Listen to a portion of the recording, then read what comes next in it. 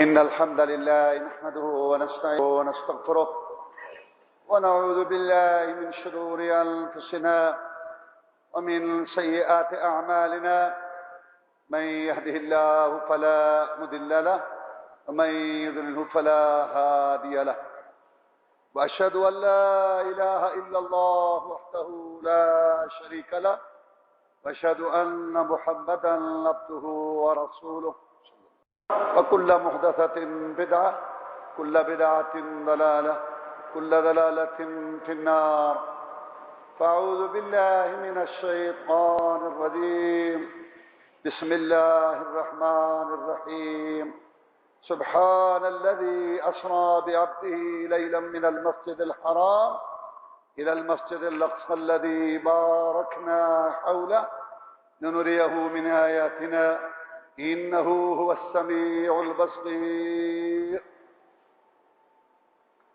اللہ مالک الملک احکم الحاکمین نے ہمارے پیغمبر جناب محمد الرسول اللہ صلی اللہ علیہ وسلم جن اعزازات اور مقامات سے نوازا ان میں اسراء اور معراج کا واقعہ سر فہرست. اللہ تبارک و تعالی نے ہمارے پیغمبر جناب محمد الرسول اللہ صلی اللہ علیہ وسلم مکہ مکرمہ سے بیت المقدس سے 7 آسمان، جنت جہنم، بیت المعمور، سدرۃ المنتہا، یہاں کا سفر کرایا. اس سفر کے 2 حصے ہیں. مکہ مکرمہ سے لے کر بیت المقدس تک جو سفر ہے اس کو اسراء کہتے ہیں. اسراء کا معنی ہوتا ہے رات کے وقت زمین پر چلنا. چونکہ یہ سفر زمینی تھا اس لیے اس کو اسراء کہتے ہیں. اس کا ذکر قرآن مجید 15ویں پارے کے شروع میں سورہ اسراء میں ہے، جس سورت کا دوسرا نام بنی اسرائیل.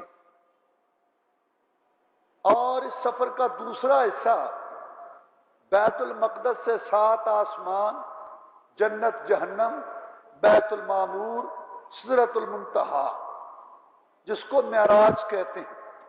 معراج کا معنی اوپر چڑھنا، اوپر چڑھنے کا آلہ.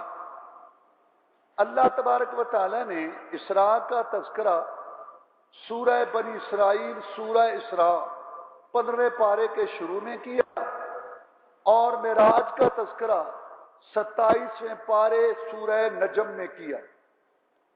احادیث مبارکہ میں دونوں کا تذکرہ اکٹھا، اسراء اور معراج کا.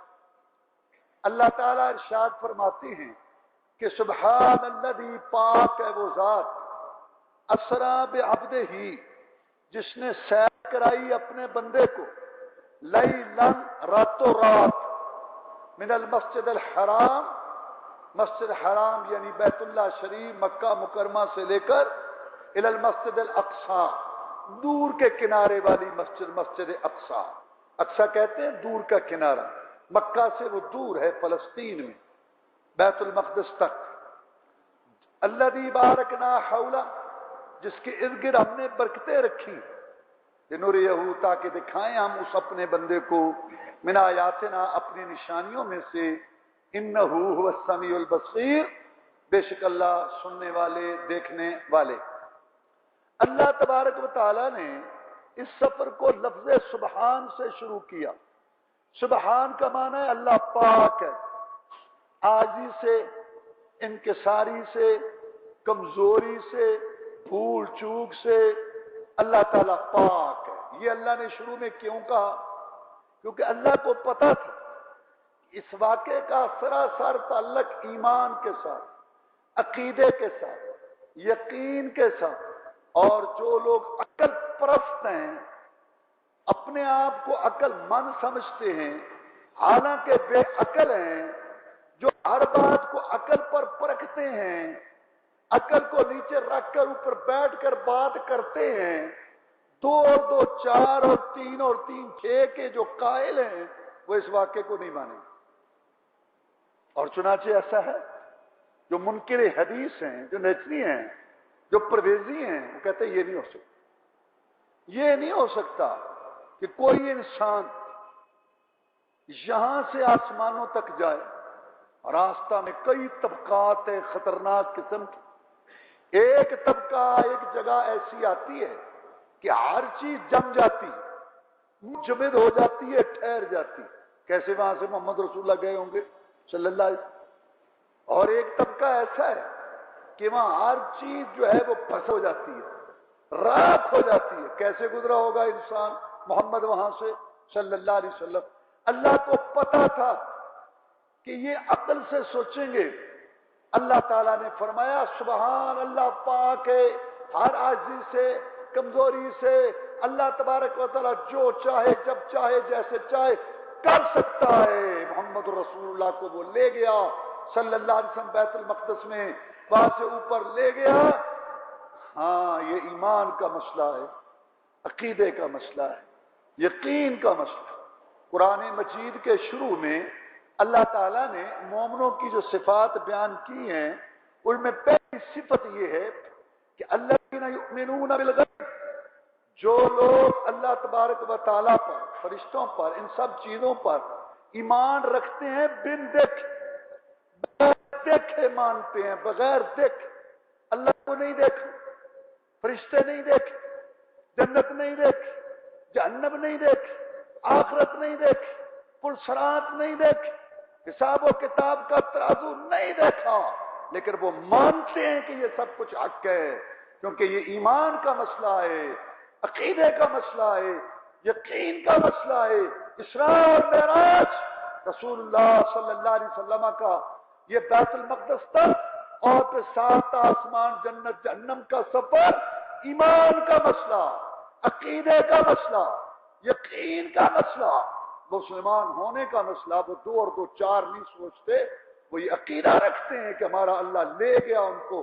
اس لیے اللہ نے میں سبحان اللہ پاک ہے عاجزی انکساری سے, کمزوری سے. مت یہ سوچو کہ کیسے ہو سکتا ہے, تم یہ سوچو کہ ایسے اللہ کراتا ہے ایسے ہو سکتا ہے. کملے کہندے نے دسو کھاں, کملے کہندے نے دسو کھاں, بشر ہو کے پار ستاں آسمانہ تو کمیں جا سکتا ہے. ہاں جی نہیں جا سکتا, پر اللہ لے جائے تے کون ہٹا. سبحان پاک ہے وہ ذات. عقلوں کو, موشگافیوں کو, فلسفوں کو, لا یعنی باسوں کو, عقل کے نام پر بے عقلی کو پیچھے رکھو.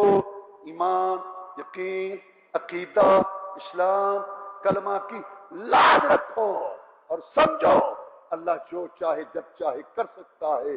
اللہ تعالیٰ کو بڑے اختیارات اور طاقتیں ہیں.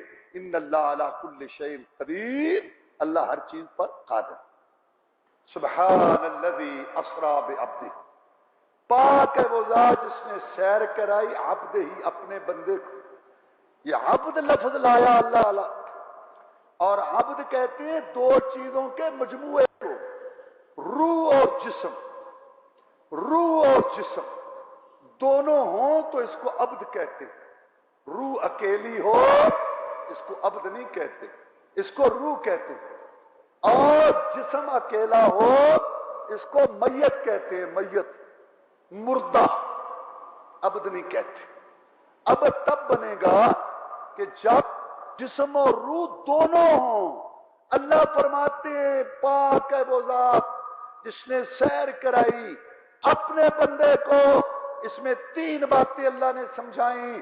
پہلی یہ منکرین حدیث, پرویزی, عقل کے نام پر بے عقلی پھیلانے والے, یہ جو کہتے ہیں یہ نہیں ہو سکتا, یہ روحانی معراج ہوا ہے, جسم نہیں گیا تھا. اللہ فرماتے ہیں غلط بات ہے. اسراء بھی عبد ہی, جسم روح دونوں کے ساتھ ہوا, اور معراج میں فرمایا فاوحا الی عبدہ, وہی کی تھی اپنے بندے کی طرف, ما اوحا جو وہی کی تھی. معراج بھی روح جسم دونوں کے ساتھ ہوا, اور اسراء بھی روح جسم دونوں کے ساتھ. یہ معراج جسمانی ہے, روحانی نہیں. اور دوسری بات اللہ تعالیٰ نے یہ سمجھائی, اللہ کو پتا تھا کہ جب یہ اسراء کا واقعہ پڑھیں گے, معراج کا واقعہ پڑھیں گے, آسمانوں پر جانا پڑھیں گے, جنت جہنم کا دیکھنا پڑھیں گے, سنیں گے, بیت المعمور پر جانا پڑھیں گے سنیں گے، سدرۃ المنتہا پر جانا پڑھیں گے سنیں گے، چند گھڑیوں کا یہ اسراء اور معراج کا سفر جب پڑھیں گے سنیں گے، ہو سکتا ہے شیطان کا داؤ چل جائے، دماغ بوندل جائیں، پتھرا جائے، چکرا جائے، وہ بھی کیسے ہو؟ اس کا مطلب ہے کہ محمد میں اللہ والی صفت ہے صلی اللہ علیہ وسلم، محمد میں رب والی بات ہے، رب کا یہ حصہ ہے، یہ رب کا جز ہے۔ نوح علیہ السلام نہیں گئے اوپر، ابراہیم علیہ السلام نہیں گئے، یہ گئے کوئی بات ہے، وہ وہ دگر مگر ایک یہ میم احد احمد احد احمد احد احمد، صرف میم کا فرق ہے، میم احد اور احمد کا ایک ہو جانا، اس کا نام معراج ہے۔ انا للہ و انا الیہ راجعون۔ اللہ کو پتا تھا کہ اللہ اور محمد کو ملا دیں گے صلی اللہ علیہ وسلم، یہ وہ یہ کوئی نہیں گیا، ابراہیم گیا نہیں، نہ نوح گیا نہیں، اوپر کوئی اور گیا نہیں، گیا نا کوئی بات ہے نا، پھر وہ یہ بات اللہ ہی جانے، دگڑ مگڑ یہ مطلب چلے گا، دگڑ مگڑ وہ یہ وہ اللہ کو پتا تھا۔ تو اللہ نے کہا سبحان الذی اسری بعبدہ، سیر کرائی تو بندہ تھا، بیت المقدس میں گیا بندہ تھا، معراج پہ گیا بندہ تھا، سات آسمان دیکھے، جنت جہنم دیکھی، بیت المعمور دیکھا، بڑی شان ہے، بڑا مقام ہے، صورت میں اجمل ہے، نبی رسولوں کا سردار ہے، جنت کے دروازے اس کے اشاروں سے کھلنے، امن کا جھنڈا ان کے ہاتھ میں ہوگا، رفت رسالت ان پر ختم، سب سے اعلیٰ کتاب دین کے وارث، حمد کے جھنڈے کے وارث، لیکن سارے مقامات، ساری شان، سارے مراحل کے باوجود اللہ کا غلام ہے، اللہ کا بندہ ہے، اللہ کا وہ نوکر ہے، اللہ سے وہ مانگنے والا ہے، اللہ دینے والا یہ لینے والے، وہ معبود یہ عابد، وہ مسجود یہ ساجد، وہ خالق یہ مخلوق، وہ رازق یہ مرزوق، وہ آقا یہ بندہ، وہ مالک یہ نوکر، شان ساری دنیا سے زیادہ ہے، معبد خدا بزرگ تو یہ قصہ مختصر، لیکن اللہ کا غلام ہے، اللہ کا بندہ ہے، دماغ خراب نہ ہو۔ اللہ نے اس لیے عبد کا ذکر کیا، اسراء میں بھی عبد کا اور معراج میں بھی عبد کا ذکر کیا، کہ وہاں جا کے رب نہیں بن گیا، وہاں بھی جا کر بندہ رہا، بندہ رب کا بندہ، شان مقامات اپنی جگہ، کیونکہ جتنی شان زیادہ ہو نا شیطان کا داؤ اتنا زیادہ چلتا ہے۔ عیسائیوں کو یہی لگا نا یار عیسیٰ علیہ السلام کا باپ ہے، نہیں، ہاں عیسیٰ علیہ السلام بغیر باپ، ہاں بغیر،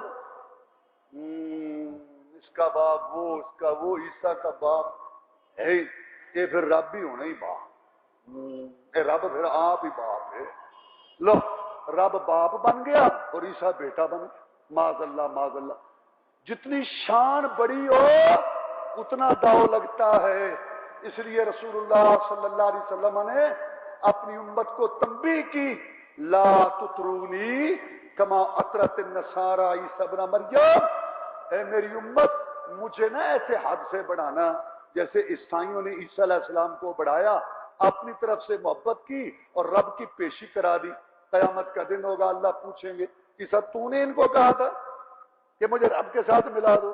یا اللہ میں نے تو نہیں کہا، حالانکہ اللہ کو پتا ہے، اللہ جھوٹا کرے گا ان کو عیسائیوں، تو یہ نادان دوستی، اپنی طرف سے محبت کی، عیسیٰ کو چڑھایا حد سے زیادہ اور رب کے سامنے پیشی کرا دی، یہ ہے نادان دوست۔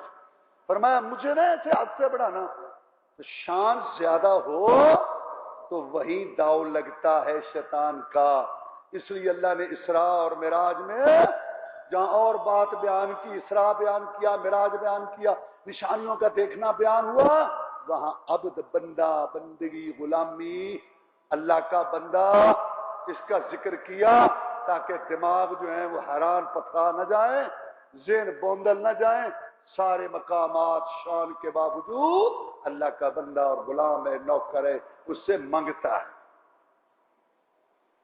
ایڈی شان ویک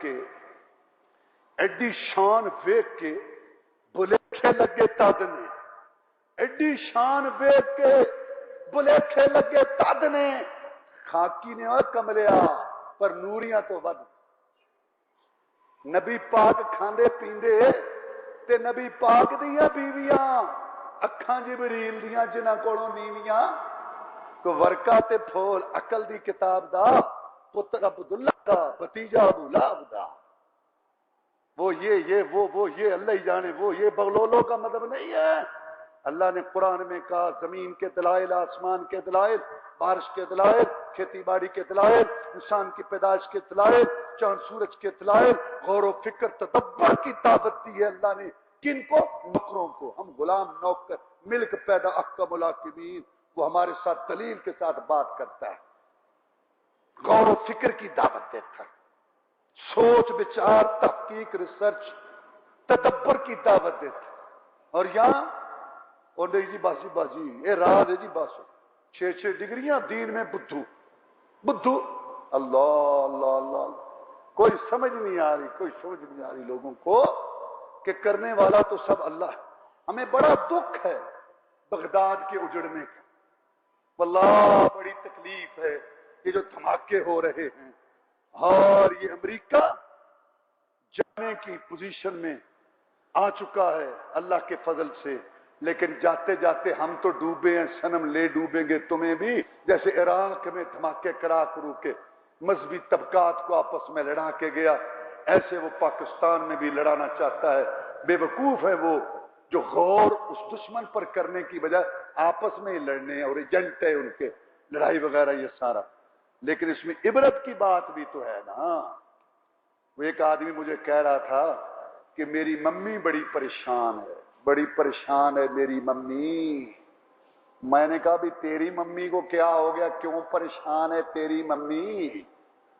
کہتا ہے جی میری ممی پریشان ہے کہ ہم تو نظر مانتے تھے کہ داتا صاحب رزق میں برکت کر دو، ہم تو نظر مانتے تھے کہ رزق میں برکت کر دو، 4 چاند لگا دو، چلو نہیں اس نے برکت ڈالی، نہیں ڈال سکا برکت، نہیں ہوگی طاقت اس کے پاس، ہم غلطی میں ہوں گے، چلو نظر عثمانی تھی برکت ڈالنے کی، چلو برکت تو نہیں ڈال سکا، جانے تو بچا لیتا۔ میں نے کہا جانے بچانی تو دور کی بات ہے، یہ بھی بتا دیتا کہ وہ آ رہا ہے، دھماکہ ہونے والا ہے، چلے جاؤ۔ ہاں دکھ بڑا ہے ہمیں دھماکوں کا، لیکن ہر چیز میں ایک سبق بھی ہوتا ہے، ہر چیز میں ایک عبرت اور نصیحت بھی ہوتی ہے۔ یہاں محمد رسول اللہ صلی اللہ علیہ وسلم بھی سارے درجات مقامات اور شان کے باوجود اللہ کا بندہ، اللہ کا غلام اور اللہ کا نوکر، اللہ سے مانگنے والا، تو اور جو ہستیاں ہیں شان کے باوجود کیا وہ رب بن گئی ہیں؟ نہیں، وہ نہ داتا ہے، نہ گنج بخش ہیں، نہ دستگیر ہے، نہ غریب نواز ہے، کوئی نہیں ہے، نہ کوئی کرنے والا، نہ کوئی دستگیر۔ انہی اللہ اسمان سمیتموہا انتم وآباؤکم ما ذل اللہ بہا من سلطان۔ اللہ فرماتے ہیں یہ نام ہے تم نے اور تمہارے باپ دادا نے رکھ لیے، نہ اللہ نے مشکل کشا بنایا، نہ کسی کو دستگیر بنایا، نہ داتا اور نہ گنج بخش بنایا، تم نے اور تمہارے باپ دادا نے نام رکھ لیے، جو تم مرضی کہتے رہو، اللہ نے تو کوئی نہیں بنایا کسی کو، نہ دلیل اتاری۔ سبحان الذی اسری بعبدہ، پاک ہے وہ ذات جس نے سیر کرائی اپنے بندے کو، یہ عبد کا لفظ لا کر، بندے کا وہاں اور صفت لا کر 3 باتیں سمجھائیں، 2 بتا چکا ہوں۔ پہلی کہ معراج جسمانی ہوا، عبد روح جسم دونوں کے ساتھ، دوسری وہاں پہنچ کر بھی بندہ ہی رہا، اور تیسری اللہ یہ سمجھانا چاہتے ہیں کہ میرے بندو امت محمد صلی اللہ علیہ وسلم، اے محمد بارے بارے جانے والوں صلی اللہ علیہ وسلم، یہ بات بھی سمجھو کہ میں اللہ کے نزدیک محمد رسول اللہ صلی اللہ علیہ وسلم کی جتنی صفاتیں، بشیر ہے، نذیر بشیر، جنت کی خوشخبری دینے والا کن کو؟ نیک لوگوں کو، نذیر ڈرانے والا کن کو؟ مجرموں کو۔ کس سے؟ جہنم سے۔ مزمل مدثر چادر اوڑھنے والا، بڑی چادر چھوٹی چادر اوپر کرنے والا، بڑی صفت ہے اس کی کیا؟ داعی اللہ، اللہ کی طرف بلانے والا، سراج منیر ہے وہ، کیا؟ ہدایت کی راہ روشن کرنے والا، شرک و ظلمت اندھیرے گمراہی کی تاریکیاں دور کرنے والا، بڑی صفات ہیں اس کی۔ لیکن میں مولا کے نزدیک اس کی سب سے بڑی صفت عبدیت ہے، بندگی، بندہ ہونا اور غلامی ہے۔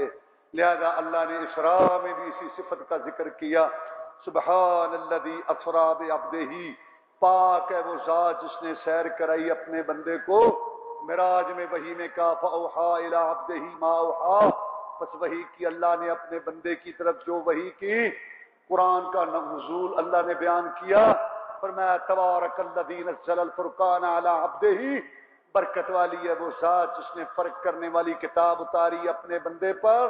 مکہ والوں نے انکار کیا کہ قرآن اللہ کا کلام نہیں ہے، محمد خود بناتا ہے صلی اللہ علیہ وسلم۔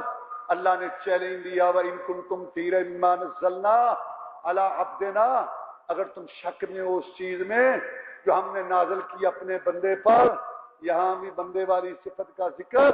اور جب عبادت کی بات آئی، وَأَنَّهُ لَمَّا قَامَ عَبْدُ اللَّهِ، جب اللہ کا بندہ کھڑا ہوا عبادت کے لیے، اور جب نماز کی بات آئی، ہم نے نماز پڑھی، رکوع کیا، سجدہ کیا، خشوع خضوع کیا، اللہ کے سامنے روئے گر گرائے، سوال کیا، قیام کیا، رکوع سجدہ، آوزاری کریا زاری، عبادت پیش کی، آخر میں التحیات للہ والصلوات والطیبات کہا، زبانی مالی باتیں صلاۃ تیرے لیے، اور آگے جا کے محمد کے بندے ہونے کا اقرار کیا، صلاۃ اس کی غلامی کا، بندگی کا اقرار کیا، اشہد ان لا الہ الا اللہ واشہد ان محمدا عبدہ ورسولہ، گواہی دیتا ہوں محمد اللہ کا بندہ اور اس کا رسول ہے۔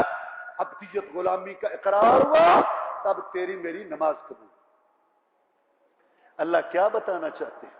اونچے اونچے مقامات۔ عیسیٰ علیہ السلام جب سارے نبی رسول سفارش سے جواب دے دیں گے تو عیسیٰ علیہ السلام کے پاس آئیں گے، وہ بھی جواب دے دیں گے اور کہیں جاؤ محمد کے پاس صلی اللہ علیہ وسلم۔ کیوں؟ عبد قد غفر اللہ له ما تقدم من ذنبہ وما تأخر، وہ ایک ایسا بندہ ہے، بندہ ایسا بندہ ہے بندگی والا جس کی پچھلی غلطیاں اگر ہیں بھی صحیح تو اللہ نے معاف کر دی۔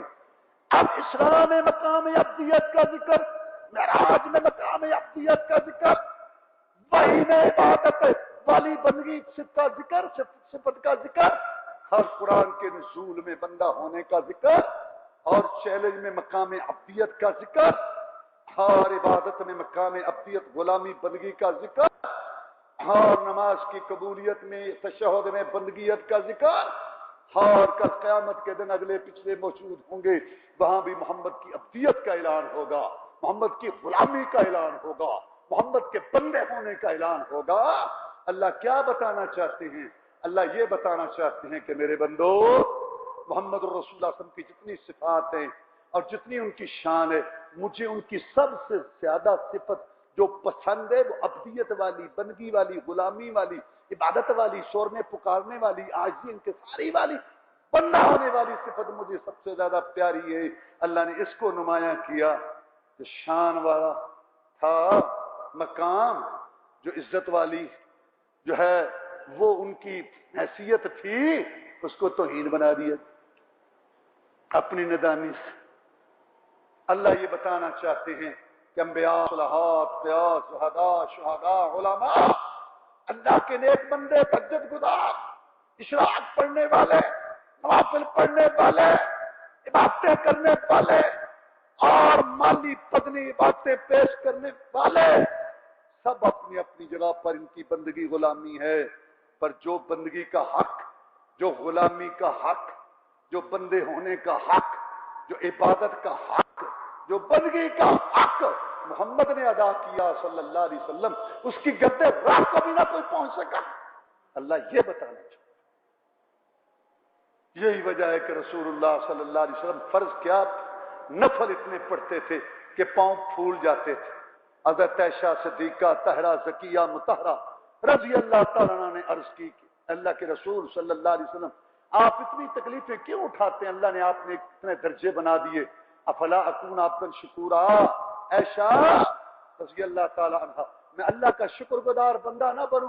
عبادت کر کر کے پاؤں پھول گئے، سوج گئے، اور مالی عبادت میں 100 اونٹ ایک وقت میں محمد نے اللہ کی راہ میں تڑپا. قل ان صلاتی، ایسے نہیں کہا، قل ان صلاتی و نسکی. نبی ان کو کہہ دے میری نمازیں اور میری قربانیاں، زندگی اور موت سب اللہ کے لیے ہے. جو عبدیت، جو عاجزی، جو انکساری، جو ریاضاری، جو منت سماجت، جو بندگی محمد نے پیش کی صلی اللہ علیہ وسلم کو اور پیش نہ کر سکا. اس لیے اللہ یہ فرماتے ہیں بندے تو سارے ہیں پر اصل بندہ محمد ہے صلی اللہ علیہ وسلم. کوئی سمجھے تو چیزیں دو ہیں، ایک خالق ایک مخلوق. خالق کو رفت، خالق کو عظمت، خالق کو کبرائی، خالق کو بڑائی، خالق کو تکبر زیب دیتا ہے، اور مخلوق کو عاجزی، مخلوق کو انکساری، مخلوق کو جھکنا یہ زیب دیتا ہے. اب یہ آدم ہمارا بابا علیہ السلام غلطی ہوگی لیکن توبہ کی، بخشش مانگی، استغفار کیا، رویا، گڑ گڑایا، عاجزی انکساری کی، معافی مانگی، اپنے آپ کو مٹایا. اللہ نے آدم کو چن لیا. اللہ کہتا ہے ہم نے چن لیا آدم کو اس کی توبہ کے بعد، ہم نے اس کو مقام بخشا. اللہ نے اس کو چن لیا. اور ابلیس تکبر کیا، اصرار کیا، گھمنڈ کیا، راندہ درگاہ ہو گیا. اس کا مطلب بڑائی صرف ایک لاکھ کو زیب دیتی ہے. چنانچہ رسول اللہ صلی اللہ علیہ وسلم نے فرمایا کہ اللہ فرماتا ہے الکبریاء ردائی، تکبر، بڑائی، عظمت، بڑا پن، بڑا ہونا یہ میری چادر ہے، اور جو میری چادر کو ہاتھ ڈالے گا میں اس کو چھوڑوں. یہی وجہ ہے کہ متکبر ذلیل ہے. حدیث میں آتا ہے رسول اللہ صلی اللہ علیہ وسلم نے فرمایا کہ تکبر کرنے والا جو بڑا ہوتا ہے، تکبر اور بڑائی، اپنے آپ کو بڑا سمجھتا ہے، اپنی عقل، اپنی انا، اپنی برادری، اپنا پیسہ، اپنا خاندان، نہ دنیا میں جو مقام اس کے پل پوتے پر یہ اتراتا اور گھمنڈ کرتا ہے، اللہ کے ہاں وہ اس کیڑے سے بھی زیادہ ذلیل ہے جو کیڑا انسانی فضلہ، ٹٹی، گند اس کو کٹھا کر کے گلولا بنا کے اس کو لیے پھرتا رہتا ہے. اللہ کے ہاں یہ متکبر اس سے بھی زیادہ ذلیل ہے. جیسے جیسے گناہ ہوں گے نا بندوں میں، ایسے ایسے اللہ ان کو اس دن قیامت کے دن شکلیں دے گا. اور متکبرین کیسے ہوں گے؟ اللہ کے نبی صلی اللہ علیہ وسلم فرماتے ہیں بڑے بڑے پہاڑوں کے نیچے چھوٹی چھوٹی مٹیوں کی مانند متکبرین کیڑوں کی طرح، گٹر کے کیڑوں کی طرح رینگتے پھرتے ہوں گے متکبرین. اور قرآن میں ہے بئس مثوى المتکبرین، بدترین ٹھکانہ متکبرین کا. اب ذرا یہ بھی سوچ لیں کہ متکبر کس کو کہتے ہیں. وہ قرآن، وہ حدیث میں آ گیا کہ متکبر کون، حدیث میں آ گیا. اللہ کے رسول صلی اللہ علیہ وسلم نے ایک دفعہ ارشاد فرمایا کہ لا يدخل الجنت من کان فی قلبہ مثقال حبۃ خردل من کبر. وہ آدمی کبھی جنت میں نہیں جائے گا. یہ کون کہہ رہا ہے؟ جس کے اشاروں سے جنت کے دروازے کھلنے. آپ فرماتے ہیں انا اولو من يدخل الباب، پوری مخلوق نبیوں رسولوں میں سے میں پہلا انسان ہوں گا جو جا کے جنت کا دروازہ کھٹکھٹاؤں گا. یہ جنت کا دروازہ، بہشتی دروازہ محمد رسول اللہ صلی اللہ علیہ وسلم کھولیں گے. یہ دنیا کے نہیں کہ جہاں لاٹھیاں پڑتی ہیں اور مارے کھاتے ہیں. ایک ادھر بہشتی دروازہ، وہ پاک پتن والا تو سنا تھا نا. تو یہ اکاڑا میں ایک بصیر پور ہے، کاڑا سے ادھر جائیں شمال تو وہ تپال پور ہے، وہاں سے ایسے جائیں تو بصیر پور ہے. وہ جا رہے تھے، پروگرام تھا، جا رہے تھے تو جگہ جگہ دیواروں پر نا بصیرپور میں ایک فوت ہوا، اس کا عرس لکھا ہوا تھا کہ فلاں کا عرس ہے جی، عرس ہے جی، عرس، تو ساتھ لکھا بہشتی دروازہ۔ میں نے اگلے جگہ جگہ لکھا، گاڑی رکوا، میں نے پڑھا تو کہتا ہے جی 24 گھنٹے 3 دن 24 گھنٹے بہشتی دروازہ کھلا رہے گا بصیرپور میں۔ تو ٹھیک ہے کہ اپنے کوڑوں ہی بنانے ہی خود ہی بنانا ہے تو تمہیں زیادہ حق ہے، ہم کیوں نہ اپنے محلے میں بہشتی دروازہ بنا لیں، وہاں جانا ضروری ہے؟ ایک اینٹیں گوڑی کر کے دروازہ ہی بنانا ہے نا، تو جیسا وہ ایسا یہ۔ تو میں نے کہا ٹھیک ہے بنا، اور بنا۔ یہ دنیا کی آسمانی جنت کا دروازہ، میں پہلا آدمی ہوں گا جو جرأت کروں گا جنت کا دروازہ کھٹکھٹانے کی۔ اور آگے جو فرشتہ اللہ نے پیدا کر کے یہاں کھڑا کیا ہوا ہے، جس کی ڈیوٹی یہی ہے دروازے پہ کھڑا ہو، جنت کا دروازہ، حدیث میں ہے کہ وہ پوچھے گا من انتا، کون ہے دروازہ کھٹکھٹانے والا؟ میں کہوں گا انا محمد، میں محمد صلی اللہ علیہ وسلم اپنی امت کو لے کے پہنچ چکا ہوں، میں محمد ہوں، میں محمد ہوں، میں کھٹکھٹا رہا ہوں دروازہ۔ وہ دروازہ کھولے گا اور ساتھ کہے گا بیکا مرت، مجھے بھی اللہ نے پیدا کر کے جب سے یہاں کھڑا کیا ہے، میرے مالک اللہ نے مجھے یہی ہدایت کی تھی کہ جب تک محمد نہ آئے دروازہ نہ کھول۔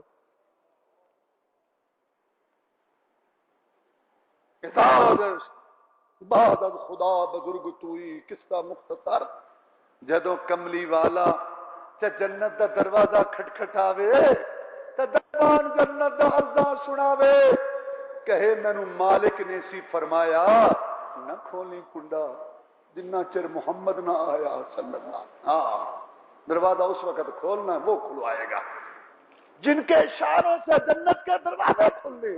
وہ اعلان کرتا ہے لا يدخل الجنت من كان في قلبه مثقال حبة خردل من کبر، وہ آدمی جنت میں نہیں جائے گا جس کے دل میں رائی کے دانے جتنا بھی تکبر ہوا۔ رائی کا دانہ بہت معمولی، کسی تول وزن میں بھی نہیں آتا، جس میں اتنا تکبر بھی ہوا، میں محمد اعلان کرتا ہوں صلی اللہ علیہ وسلم وہ جنت میں نہیں جائے گا۔ صحابہ کرام رضوان اللہ علیہ مجمعین کانپ گئے، ان کو ہر وقت فکر رہتی تھی کہ یہ جان جو دنیا کی آگ کی چنگاری برداشت نہیں کر سکتی، اس سے 70 گنا زیادہ آگ کا کیسے سامنا کرے گی۔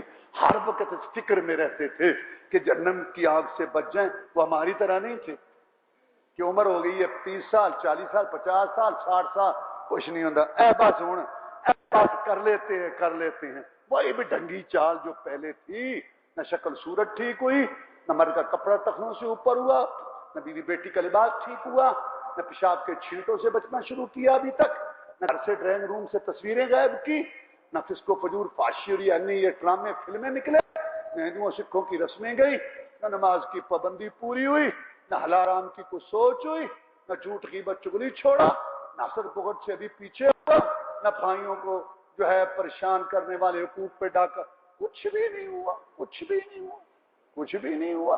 اور جس کو ہاتھ لگا کے دیکھو کہنے پکے رجسٹرڈ مسلمان جنتی، انا للہ و انا الیہ۔ ذرا سنیے صحابہ کو کتنی فکر تھی۔ ایک صحابی کہتا ہے جناب آپ نے تو بڑی سخت بات کہہ دی، مجھے یہ بتاؤ اچھا کپڑا پہننا، اچھی جوتی پہننا، کہیں یہ تکبر تو نہیں، مارے جائیں رگڑے جائیں؟ فرمایا نہیں، اچھی جوتی پہننا اچھا کپڑا پہننا یہ تکبر نہیں ہے۔ کیوں؟ ان اللہ جمیل یحب الجمال، اللہ خوبصورت ہے، خوبصورتی کو پسند کرتے ہیں، یہ نہیں ہے۔ جرنل ہدایات اسلام نے دے دی، مرد ہو یا عورت، باریک لباس نہ ہو کہ اس کے اعضاء نمایاں ہو، ٹیٹ بھی نہ ہو کہ مرد پیچھے سے بھی اور آگے سے سارا نظر آ رہا ہو اور عورت کا بھی سارا آدھا جسم وہ نمایاں نظر ہو، یہ لباس نہیں۔ فرمایا رب کاسیات الناریات، میں محمد اعلان کرتا ہوں صلی اللہ علیہ وسلم کتنی عورتیں کپڑے پہننے والیاں ننگی ہوں گی، ننگی ہیں، یہ جنت کی خوشبو بھی نہیں پائیں گی. ٹیٹ اور بھڑکیلے لباس, کچھ گردن ننگی اور کچھ پشت ننگی اور کچھ پیٹ ننگا, کچھ ادھر سے اور ادھر سے, بیچارے غریب, کپڑا بھی پورا نہیں ملا عورت کے لیے. کئی دفعہ بات کر چکا ہوں اور دیکھ چکا ہوں. کل بھی نظر پڑ گئی, سکول کا بورڈ لگا تھا, ایک بچے کی تصویر بنی ہوئی تھی, ایک بچی, چھوٹے بچے نرسری کے, بستے اٹھائے ہوئے, سکول والوں نے اپنا وہ بورڈ لگایا اور گزر رہا تھا. پہلے بھی کہتا رہتا ہوں, پھر بھی دیکھا مشاہدہ, لڑکے کا لباس پورا تھا, ٹخنوں سے نیچے تک اس کی پینٹ تھی تصویر میں, اور لڑکی کی رانوں تک وہ سا لباس تھا, اور ننگی ادھر سے. میں نے کہا شروع سے یہودیت نے ہمیں جو ہے نا, ویسے نہیں ہے. صلیبی جنگوں میں جب وہ آ رہے ہمارے گھروں میں, معیشت معاشرت میں, ہمارے کاروبار میں, ہاں ہمیں سیاست میں یہودیت, کاروبار میں یہودیت, عورت میں یہودیت, فیشن میں یہودیت, گھر کے لولے لنگڑے کھوکھلے بغیرت بھی اس قسم کے مسلمان بنا کے رکھ دیا, نہ کام کے نہ کاج کے, بیکار قسم کا امبو اور بھیڑ باڑ جو پوری دنیا میں پھیلی ہوئی ہے. رسول اللہ صلی اللہ علیہ وسلم نے فرمایا تھا, وقت آئے گا تم دسترخوان کی مانند ہوگے اور ساری دنیا ایک دوسرے کو دعوت دے گی, آؤ جی تم بھی لے لو لقمے, آؤ جی. نہیں جی مجھے تو جیسے کھانے پہ مجھے تو پلیز لقمے, ایسے دعوتیں دے گے. صحابہ میں غیرت تھی, انہوں نے کہا اللہ کے رسول صلی اللہ علیہ وسلم ہم اس وقت تھوڑے ہوں گے. فرمایا تم تھوڑے نہیں ہوگے, انتم غصاء, ان کا غصاء سیل, تم سیلاب کے تنکوں کی جھاگ کی مانند ہوگے. کثرت بہت زیادہ ہوگی, لیکن جیسے سیلاب کی جھاگ کی کوئی وقت نہیں, کوئی پائیداری نہیں, کوئی ٹھہراؤ نہیں, کوئی اس کا روگ نہیں, کوئی تم ایسے ہوگے. جناب کیا وجہ ہوگی؟ فرمایا تمہارے اندر وہن آ جائے گی. وہ وہن کیا ہے؟ دنیا دنیا دنیا دنیا دنیا اور موت سے دوری. اللہ, پاکستان کا سربراہ جاتا ہے چین میں, نہ کشمیر کی بات, نہ امریکہ کی بات, نہ کوئی اور بات, نہ کچھ بھی نہیں, گونگے. اور ان کا آتا ہے یہاں وزیر, وہ اپنا اکڑا ہوا 1000 سال سے ہمارے پوچھ چاٹنے والا لٹیرا غاصب, کشمیریوں کے خون سے ہولی کھیلنے والا, پوری دنیا امریکہ اور دوسرے قوم متحدہ تو دنیا کے بدماش گنڈے اور مسلمانوں گنگو. تم ہی بولو کہ کشمیری تو بیچارے گولیاں کھا کھا کے اور کب بولو گے گنگو. کیا بولنا ہے, انہوں نے ایک عافیہ کو نہ بچا سکے. اللہ, بھیڑ بھاڑ کٹھی ہوئی ہے, دنیا کٹھی ہوئی ہے, ان کو یہ مسلمان ہیں اور ہم مار کھا رہے ہیں کہ مسلمان نہیں. فرمایا تمہارے اندر دنیا کی محبت اور موت سے نفرت. کیا مطلب؟ جہاد سے بھاگ, دنیا اوپر سے لے کر نیچے تک سب. پہلے اپنا فکر, پھر بیٹوں کا, پھر پوتوں کا, پھر لڑکیوں کا, پھر نواسوں کا, یہی فکر ہے. اور اپنے 5-6 فٹ وجود کو قبر کے کیڑوں اور جہنم سے بچانے کی فکر ہی کوئی. جناب اچھا کپڑا پہننا, اچھا جوتا پہننا, یہ تکبر تو نہیں.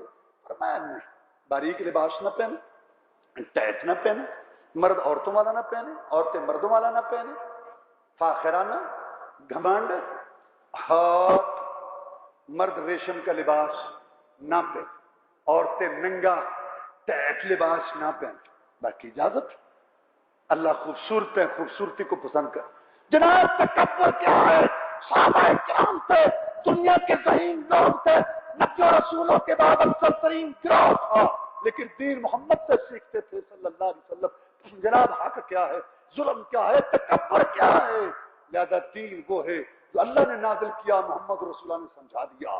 اماموں کے قول, مفتیوں کے فتوے, پیر و مرشدوں کے ارشادات, اپنے میلانات, رجحانات, برادری رسومات, گلی محلہ, دادی اماں, نانی اماں, دستور, نظام, سوسائٹی کے تقاضے, یہ دین نہیں ہے. دین وہ ہے جو اللہ نے نازل کیا اور محمد رسول اللہ نے سمجھا دیا. اتنے ذہین لوگ ہیں, پوچھتے ہیں جناب تکبر کیا ہے؟ آپ نے 2 جملوں میں تکبر کی تعریف کی. ایک جملے میں اللہ کا حق اور ایک جملے میں مخلوق کے حق کی کمی بتا دی. الحق بغمت الناس, پوچھنے والے تکبر یہ ہے حق قبول نہ کرنا اور لوگوں کو حقیر سمجھنا۔ حق بات سچی ہے لیکن چونکہ بیٹے کے خلاف ہے، بات ٹھیک ہے لیکن چونکہ برادری کے خلاف ہے، بات ٹھیک ہے لیکن ہم چونکہ اس پر لگے ہوئے ہیں، بات ٹھیک ہے کہ کل املک نفسی نفع ولا ضرا، قرآن میں ہے کہ نبی تو کہہ دے میں تو اپنی جان کے لیے بھی نفع نقصان کا مالک نہیں، تو اور کون ہے؟ میں ہم سب کرنا نبی تجھے بھی کوئی تکلیف پہنچے تو میں اللہ کے بغیر کوئی مشکل کشائی نہیں کر سکتا۔ پڑھتے ہیں سورۃ فاتحہ آیت الکرسی کلمہ، لیکن برادری علاقہ باپ دادا نانی اماں دادی اماں ان کو چھوڑیں، یہ تکبر ہے تکبر۔ بخاری کے ایک صفحے پہ 5 روایتیں ہیں، اس میں لکھا ہے کہ رسول اللہ صلی اللہ علیہ وسلم رکوع میں جاتے ہوئے رفع یدین کرتے تھے، رکوع سے اٹھتے ہوئے رفع یدین کرتے تھے۔ جھگڑا رکوع کا ذکر ہے، بخاری شریف ہے، قرآن کے بعد صحیح ترین کتاب ہے، ایک صفحے پر 5 روایتیں ہیں، رکوع کا ذکر ہے، نبی کے عمل کا ذکر ہے، لیکن اگرچہ مگرچہ چونکہ چنانچہ دیکھو جی اتنے لوگ تھے یہ تکبر ہے۔ بغض الناس، لوگوں کو حقیر سمجھے، حق قبول نہ کرے، بڑا جھک جھک کے ملتا ہے، مزاج شریف، میں بڑا اخلاق والا ہوں، لو جی بڑا مٹیا بندہ ہے، اور بخاری کی حدیث پڑھو، قرآن کی آیت سنا، جو خود ساختہ عقیدہ، باپ دادے والا عقیدہ، گلی محلے والی نماز، دادی نانی کی نماز کے خلاف ماتھے پہ پل لگتا ہے کھا جائے گا، یہ بڑا اخلاق والا بچھو زہریلا بچھو بن گیا، زہریلا بچھو بن گیا، یہ ہے تکبر، یہ ہے تکبر۔ بغمت الناس، اور لوگوں کو حقیر سمجھے، پیسہ دولت خاندان رنگ نسل خاندان کی وجہ سے کسی کو حقیر سمجھے، ہاں گھر میں دانے نہیں ہیں باتیں کرتے، اور تم وہی نہیں، اور تے پیسے تو پار نہیں سکے تھے گلا کرنا، یہ معیار بنی، لوگوں کو حقیر سمجھے کسی وجہ سے، فرمایا یہ تکبر ہے۔ ساری دنیا جنت میں جائے گی لیکن جس کے دل میں رائی کے دانے جتنا بھی تکبر ہوا وہ نہیں جائے گا۔ خالق کو کبریائی عظمت زیب دیتی ہے اور مخلوق کو عاجزی ان کے ساری زیب دیتی ہے، سب سے زیادہ عاجزی ان کے ساری عبدیت غلامی بندگی خشوع خضوع رونا گڑگڑانا گریا بارے منت سماجت اللہ کے آگے رونا گڑگڑانا محمد نے پیش کیا صلی اللہ علیہ وسلم۔ اس لیے اللہ فرماتے ہیں بندے تو سارے ہیں پر اصل بندہ محمد ہے صلی اللہ علیہ وسلم۔ واخر دعوانا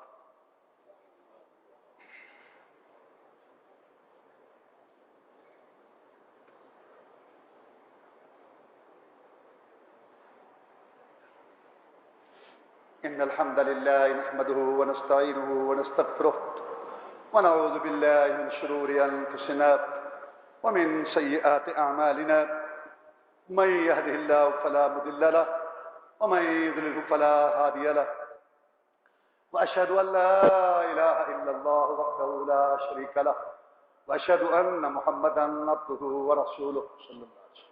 أما بعد فإن خير الحديث كتاب الله وخير الهدي هدي محمد صلى الله عليه وسلم، وشر الأمور محدثاتها وكل محدثة بدعة، كل بدعة ضلالة، كل ضلالة في النار۔ أعوذ بالله من الشيطان الرجيم، بسم الله الرحمن الرحيم، سبحان الذي يسرى بعبده ليلا من المسجد الحرام إلى المسجد الأقصى الذي باركنا حوله نُرِيَهُ مِنْ آيَاتِنَا إِنَّهُ هُوَ السَّمِيعُ الْبَصِيرُ۔ پاک ہے وہ ذات جس نے سیر کرائی اپنے بندے کو راتوں رات مسجد حرام مکہ مکرمہ بیت اللہ شریف سے مسجد اقصی دور کے کنارے والی مسجد، اقصی کہتے ہیں دور کے کنارے والی، فلسطین میں بیت المقدس، اس کے ارد گرد ہم نے برکتیں رکھی، برکتیں اس علاقے میں، برکتیں زہری بھی اور باطنی بھی، زہری برکتیں، سرسبز شاداب، خوبصورت پہاڑ، خوبصورت خطے، پانی کے چشمے، بہنے والی جناب نہریں، بڑا خوبصورت پرکشش خطہ، زیتون کے گچھوں والا، انجیر کے گھرمٹ، وہ انجیر اور زیتون جس کی اللہ بھی قسم اٹھائے، والتین والزیتون، زیتون کی سرزمین، انجیر کی سرزمین، ہاں وطور سینین، اور طور پہاڑ کی قسم، اور طور کی سرزمین، یہ ظاہری برکتیں اور باطنی برکتیں، نبیوں کی سرزمین، رسولوں کی سرزمین، یہاں جبریل علیہ السلام کے پھیرے لگتے رہے، یہاں کتابیں آئیں، یہاں وحی نازل ہوئی، اور یہاں اللہ کے پیغام آئے، نبیوں رسولوں کی سرزمین۔ یہ بھی ہم اپنے پیغمبر کو دکھانا چاہتے تھے۔ کیوں؟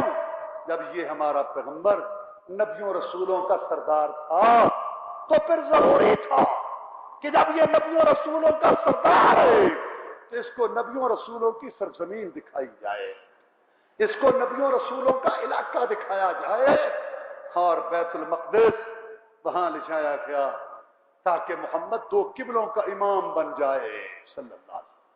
کیسے امام بنا؟ اگلے جمعے بیان ہوگا، اور آسمانوں کا سفر بھی بیان ہوگا۔ اللہ اکبر!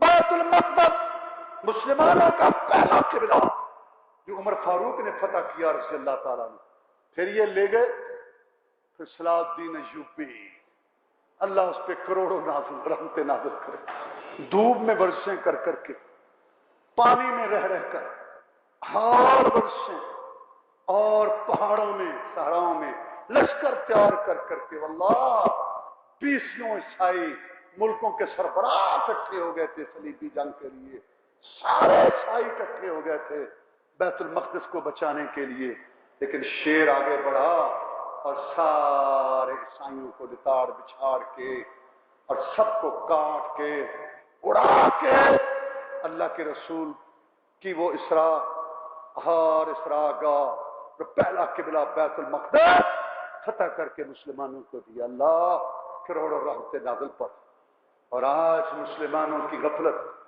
بے حسی کی وجہ سے قبلہ اول خنزیروں کے وارث یہودیوں کے قبضہ میں ہے، اور مسلمانوں کو سوچ تک نہیں ہے، اور وہ اسرائیل اس کو سارا پتہ ہے، وہ سارا سمجھتا ہے، جانتا ہے،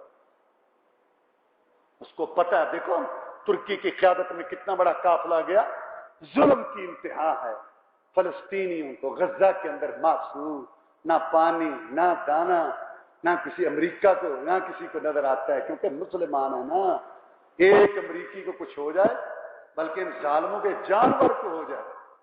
مجھے واقعہ یاد آ رہا ہے، امریکہ کے پارک کے اندر لوگ بیٹھے تھے تفریح کے لیے، کوئی کسی مشغلے میں ہو، کسی نے ایک کتا خون خار کسی کا پالتو کتا، اس نے ایک نوجوان پر حملہ کر دیا۔ ایک آدمی بڑھا، بڑی جرت سے اس جوان نے کتے کے جبڑے سے اس نوجوان کو عذاب کرایا اور کتے کو بھگایا۔ ایک آدمی اس کے پاس آیا، کہنے لگا میں صحافی ہوں فلاں اخبار کا امریکی، تو کیا کل میں یہ خبر لگاؤں کہ ایک نیو یارک کے بہادر سپوت نے ایک خون خار کتے سے ایک انسان کی جان بچائی، کیا میں یہ خبر لگا دوں؟ اس نے کہا نہیں۔ کیوں؟